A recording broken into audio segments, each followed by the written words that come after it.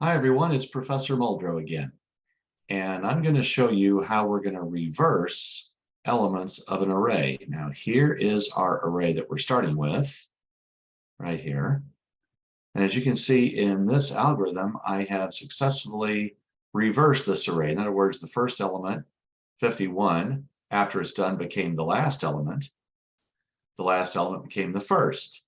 And everything else was switched around, like 98 got swapped with 76, 47 with 62, the 29 stayed in the middle. Now this PowerPoint slide over here on the right shows you what we're trying to do with an array in general. You'll notice that I have a swap function to swap two elements of an array, to flip-flop them. In order to do that, you need to declare a local variable temp. Well, at least its name is temp in this case. The name doesn't have to be temp, but that's the name I picked.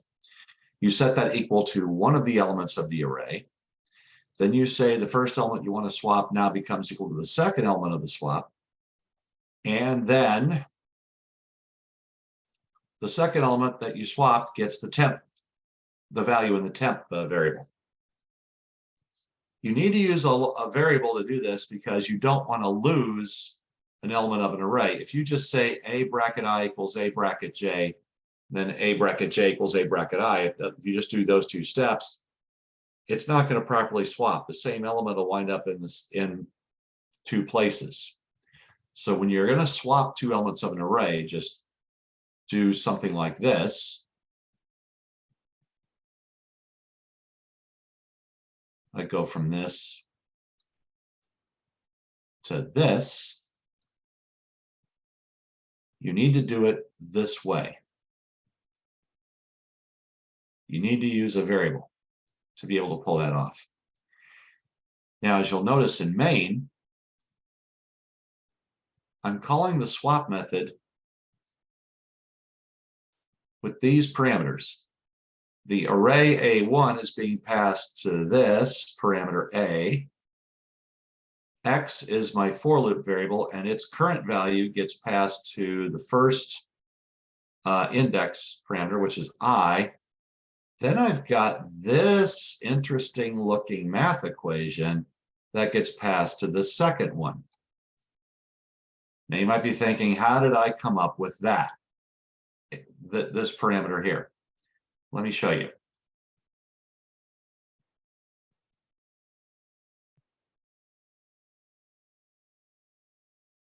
Again, a few slides. All right, here is how I got that parameter right there.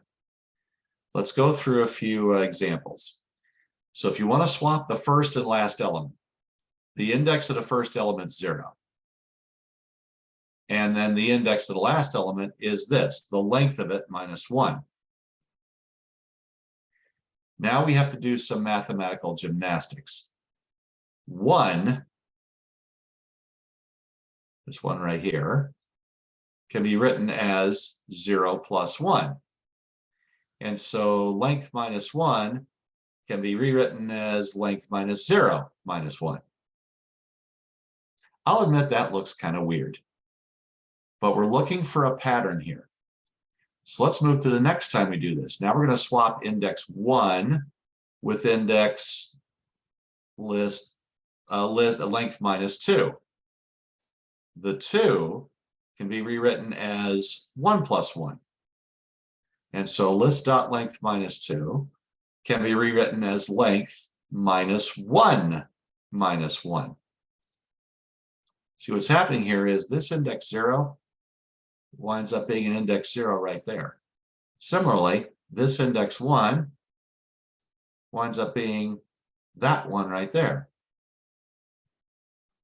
And if you take it one step further, swap 2 and length minus 3, this 3 can be rewritten as 2 plus 1.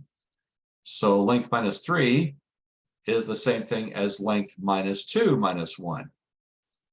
And this 2 is that 2. So right here, this length minus number minus 1, we're actually using the first index's number to get the second index we swap, which is represented by I. The first index is represented by I. So that means the second index that's involved in the swap is the length minus the first index minus 1.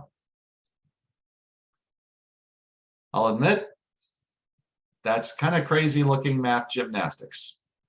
Sometimes in programming, we have to do something like that. Now, you might notice one more thing. My loop condition is a little bit different. I start at x equals 0. That makes sense because the first index is 0. But look at the condition. X is less than a dot 1 length divided by 2. I'm dividing the length by 2. Now, of course, you're probably thinking, why are you doing that? Well, here's my output. And as you can see, I get the swap that I want. If I don't do the dividing by 2, watch what happens. I'll compile that. And now I'll run it. And look at the output. Here's A1 before, there's my array. Look at after. It's the same array. What happened was it did reverse the array as it went through the first half of the indexes. But then when it got to the second half, it unreversed it and put it back the way it was.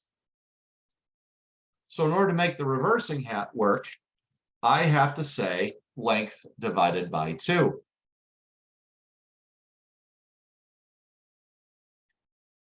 And when I do that, it works. Sometimes programming requires a good deal of thought. This example is definitely what you'd call something that involves thinking outside the box, if you've heard the phrase before. Okay, feel free to look this over and look over the PowerPoints. And if you have any questions, send me an email at kmuldra@lbcc.edu.